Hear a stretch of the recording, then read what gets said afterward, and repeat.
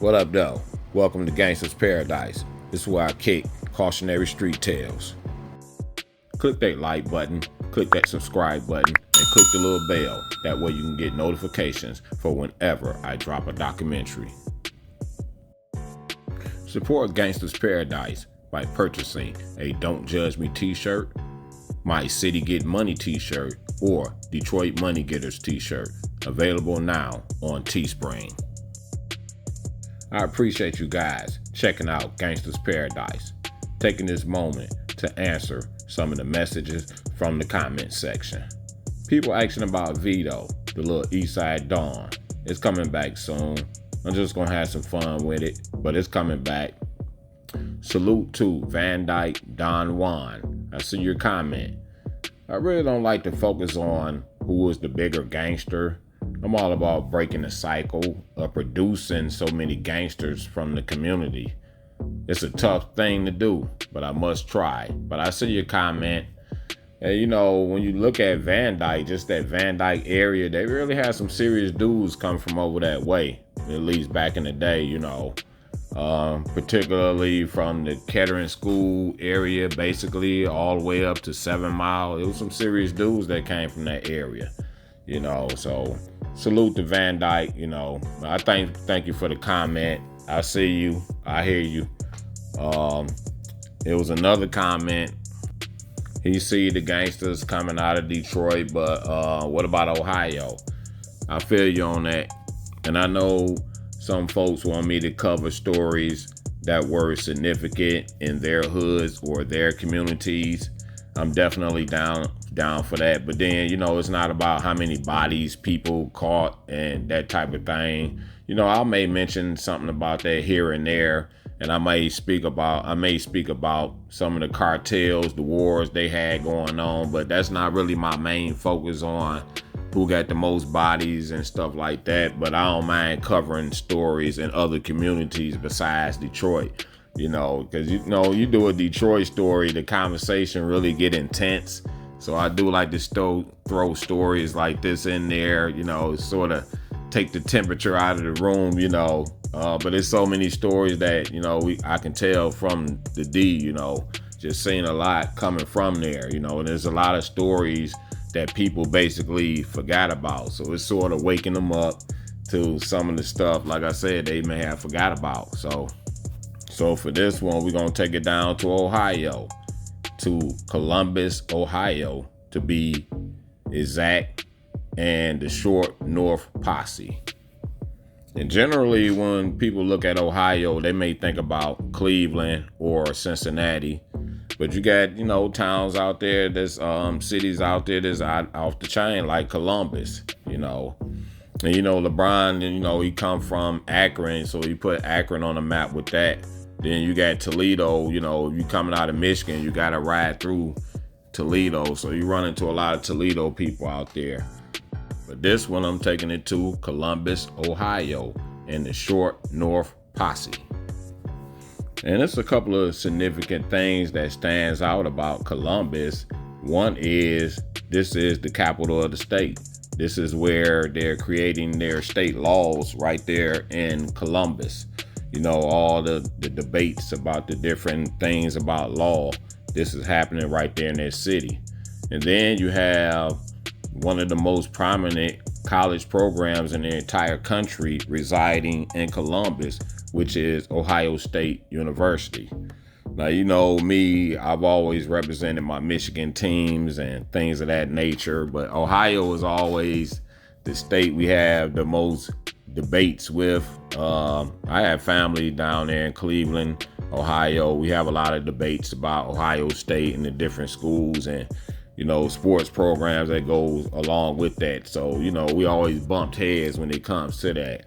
But at the same time, Ohio State is one of the most prominent college programs in the country, and it resides right there in Columbus, Ohio. And when you look at the culture of Columbus, you see they talk about a lot about art.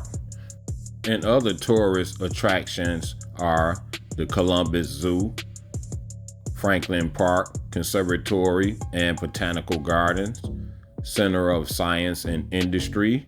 You got the North Market, Then you have historical artists like Busy Bone from there, Bow Wow, a guy named Illogical, and you have young hip-hop artists from down there. You got a couple of young female artists, Nina and Bang 3. Then you got guys like EKT40, and you got a guy named Mo Fago. So, you know, they got a bubbling scene down there in Columbus, Ohio. It's popping down there. But let's talk about the other side of Columbus and the Short North Posse.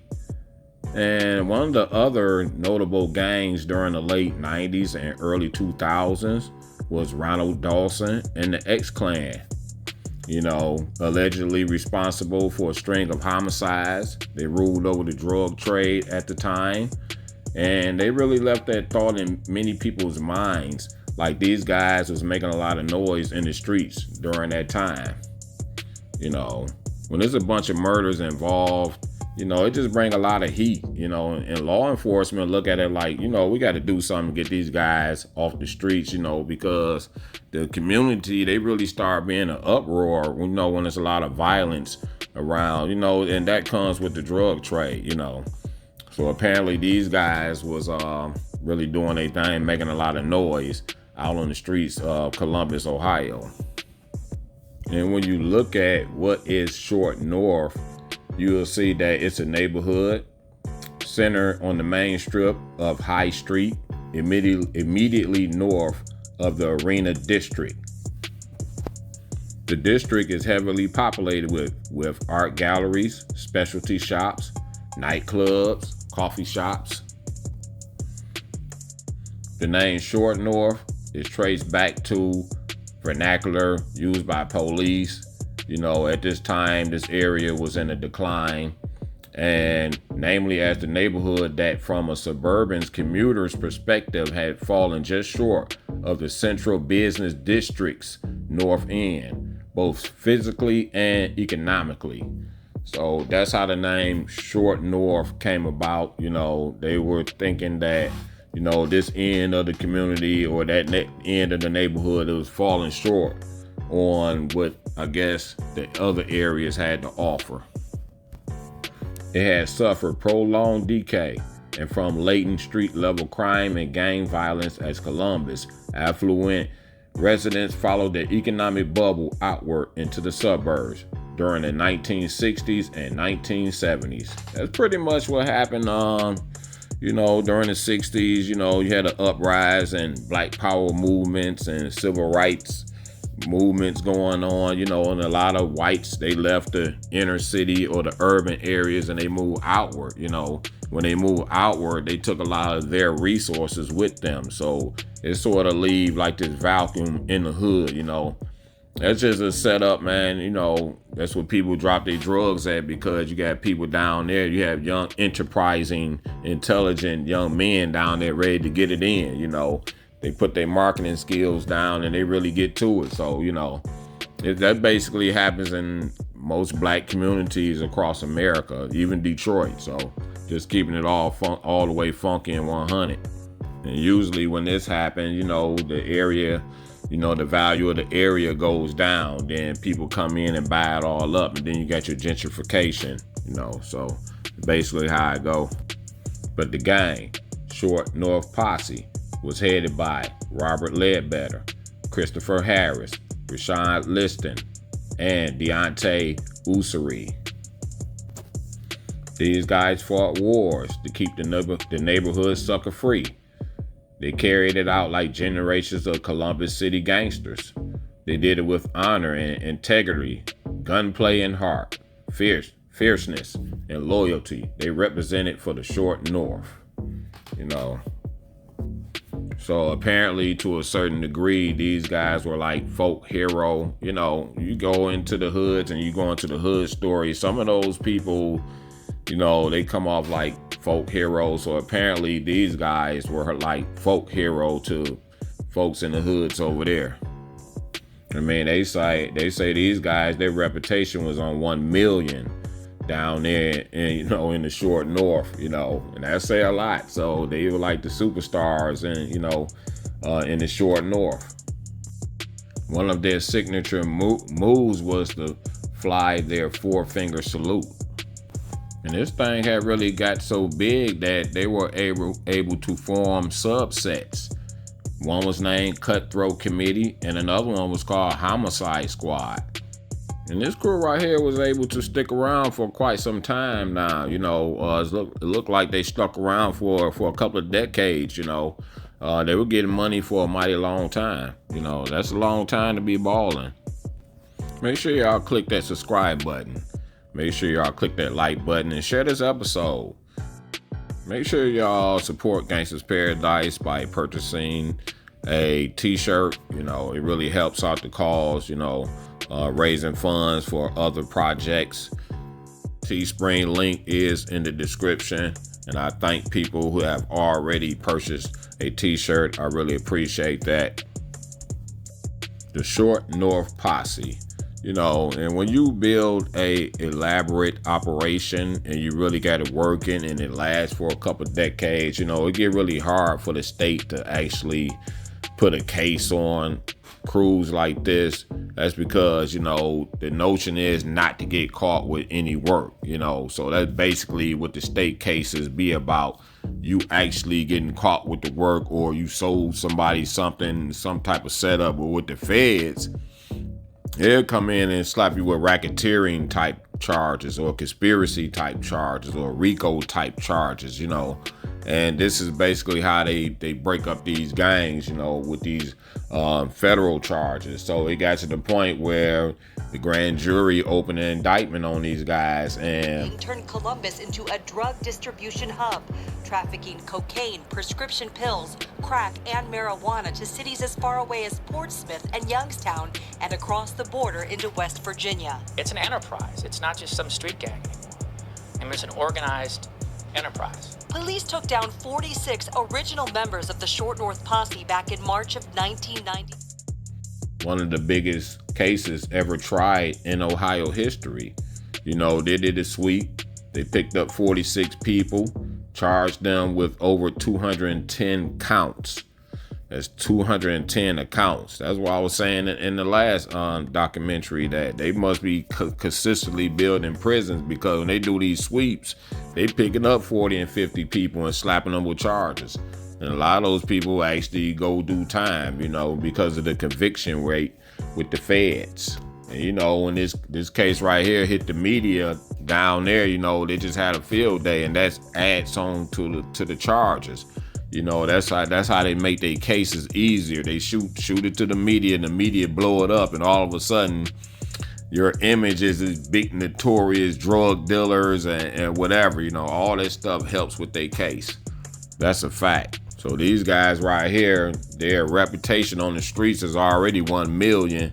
Now you're in the media, they really blowing it up, So, but as I say right here, but what fueled the legend over the years, giving it life, was the success of one of the main snitches on the case, another Columbus alumni, street lit author, Vicky Stringer of Triple Crown Publications.